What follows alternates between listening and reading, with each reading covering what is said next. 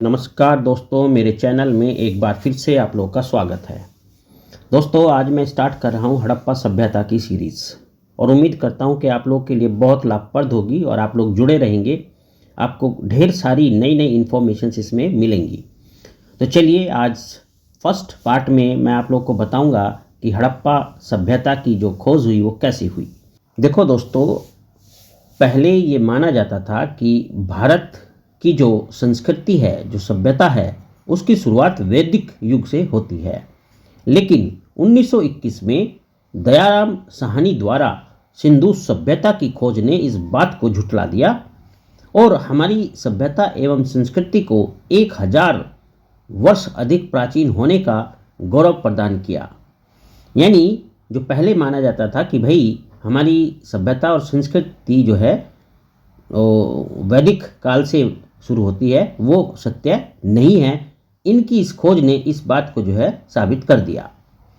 अब अगर मैं बात करूं हाल के शोधों की, तो हाल के शोधों के अधिक आधार पर इस सभ्यता का काल और पहले लगभग 3500 ईसा पूर्व माना जाने लगा है। यानी इस सभ्यता का जो काल माना जाने लगा है वो 3500 ईसा पूर्व माना जाने लगा है। भारत में प्रागैतिक स्थलों की जो खोज का कार्य है वो भारतीय पुरातत्व एवं सर्वेक्षण विभाग करता है। भारतीय पुरातत्व विभाग के जो जन्मदाता हैं वो अलेक्जेंडर कनिंघम को माना जाता है। अब इसमें एक बात मैं और आपको बता देना चाहूँगा कि भारतीय पुरातत्व विभाग की जो नींव रखी थी वो वाइसरॉय लॉर्ड कर्जन के काल में पड़ी थी। जब भारतीय पुरातत्व विभाग के महानिदेशक जॉन मार्शल थे, तब दयाराम साहनी ने 1921 में हड़प्पा की तथा राखलदास बनर्जी ने 1922 में मोहनजोदड़ो की खोज की थी। तो बड़े इंपॉर्टेंट पॉइंट है आप लोगों के लिए कि भाई जो दयाराम साहनी थे उन्होंने 1921 में हड़प्पा सभ्यता की खोज की और राखलदास बनर्जी ने 1922 में मोहनजोदड़ो की खोज की। अब बात आती है कि भाई इनके जो नामकरण हैं वो किस आधार पर रखे गए। तो मैं इसको आपको यहाँ समझाता हूँ, आप बड़े ध्यान से सुनना। पहले बात करता हूँ मैं हड़प्पा सभ्यता की। इस सभ्यता का सबसे उपयुक्त नाम हड़प्पा सभ्यता है, क्योंकि सबसे पहले हड़प्पा स्थल की खोज की गई थी, तो इसीलिए इसका नाम जो है हड़प्पा सभ्यता पड़ा। अब बात आती है सिंधु सभ्यता की।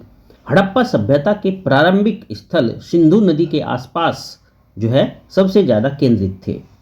अब ये सिंधु नदी के आसपास सबसे ज़्यादा केंद्रित होने के कारण इस सभ्यता को सिंधु सभ्यता का नाम भी दिया गया, अर्थात हम इसको सिंधु सभ्यता भी कहते हैं। लेकिन बाद में अन्य क्षेत्रों से भी अधिक स्थलों की खोज होने के कारण अब इसका जो उपयुक्त नाम है वो ये थोड़ा सही नहीं लगता। मतलब पहले तो इसको सिंधु सभ्यता इसलिए कहा गया था क्योंकि सिंधु नदी के आसपास बहुत सारे जो है इसके स्थल पाए गए थे, लेकिन बाद के समय में क्योंकि अन्य स्थानों पर भी बहुत सारे स्थलों की खोज हुई, तो इसलिए अब ये उपयुक्त नाम इसका नहीं लगता है। तो इसीलिए अब जो सबसे उपयुक्त नाम इसका जो आपकी सिंधु सभ्यता या हड़प्पा सभ्यता है उसका जो सबसे उपयुक्त नाम है वो है सिंधु सरस्वती सभ्यता।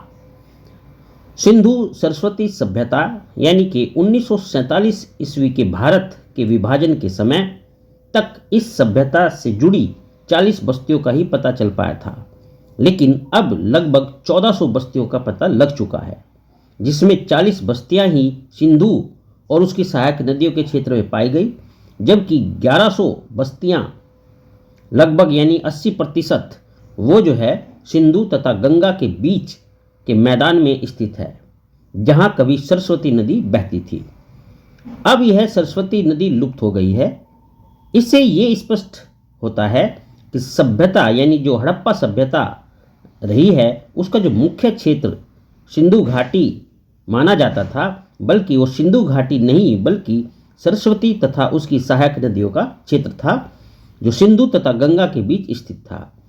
इसलिए कुछ विद्वान इसे अब जो है सिंधु सरस्वती सभ्यता कहते हैं और उनके अनुसार ये जो सिंधु सरस्वती सभ्यता है ये एक ज़्यादा उपयुक्त नाम माना जाता है उन विद्वानों के द्वारा, और कुछ तो केवल इसको सरस्वती सभ्यता ही कहना पसंद करते हैं। अब बात आती है कांस्य युगीन सभ्यता की। सिंधु वासियों ने पहली बार तांबे में टिन मिलाकर कांसा तैयार किया था, इसीलिए इस सभ्यता को कांस्य युगीन सभ्यता भी कहा जाता है। इसी सभ्यता को एक नए 5वें नाम से भी जाना जाता है, और वो है प्रथम नगरीय क्रांति। क्योंकि सिंधु सभ्यता में पहली बार भारत में, मैं भारत की बात कर रहा हूँ, भारत में पहली बार नगरों का उदय इसी सभ्यता में मिलता है या इसी सभ्यता में हुआ था, इसीलिए इस सिंधु सभ्यता को प्रथम नगरीय क्रांति भी कहा जाता है। तो मेरे दोस्तों, ये कुछ इनके नामकरण थे हड़प्पा सभ्यता, यानी कि जो भिन्न भिन्न नाम रखे गए और क्यों रखे गए और किस आधार पर रखे गए, ये मैंने आपको पूरी डिटेल में बताई है। तो दोस्तों, आज मैं इसको यहीं तक रखता हूँ। आप मुझसे जुड़े रहिए। अपनी अगली वीडियो में मैं सिंधु सभ्यता का पार्ट 2 में कुछ और नई महत्वपूर्ण जानकारियाँ दूंगा।